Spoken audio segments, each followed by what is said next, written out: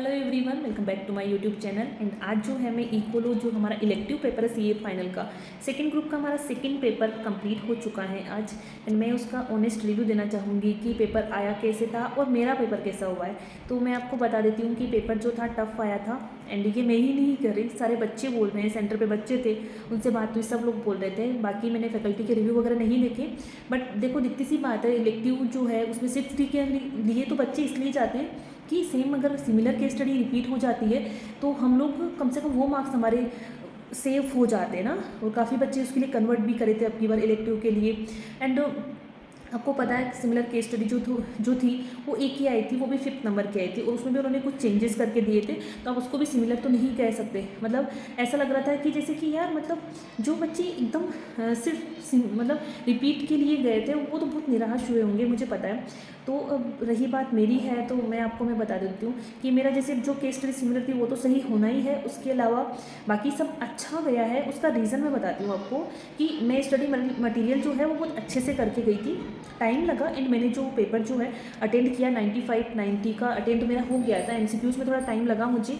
And अब मैं क्या है कि मैं इस पेपर में कुछ भी नहीं कह सकती हूँ कि भाई मेरी एग्जामिशन आएगी नहीं आएगी, मैं तो एग्जामिशन के लिए ही गई थी। जैसे कि मैंने एससीएमपी है उसमें फिक्स समय कि यार मेरे 40 भी आ जाए तो वो एक आईसीए की तरफ से मेरे पे एहसान होगा, वैसा वाला चीज़ तो है ही नहीं इकोलो के अंदर, क्योंकि एक क्वेश्चन तो एकदम अपना कम्प्लीटली सही है।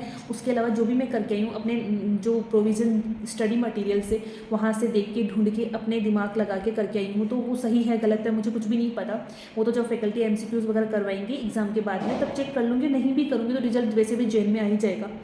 तो यही है कि पेपर ठीक गया है, दुख ही नहीं है इस चीज़ का। उसका रीज़न है कि मैं जितना पढ़ के गई थी उस बेसिस पे मैंने पेपर को सोल्व किया।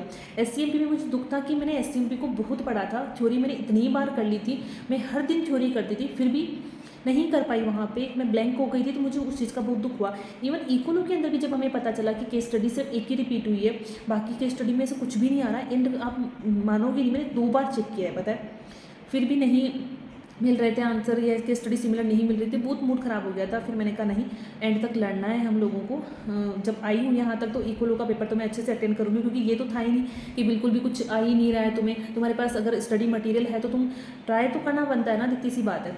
तो फिर मैंने किया अपने बेसिस पे, मैंने अच्छा किया। बाकी अब जो भी है आईसीए पे डिपेंड है कि मार्क्स वगैरह कितने आते हैं। तो पेपर ठीक गया एंड लेंदी था और टफ था, सिमिलर नहीं आया, यही है। और बस डीटी एंड आईडीटी अब वो अच्छे से करना है।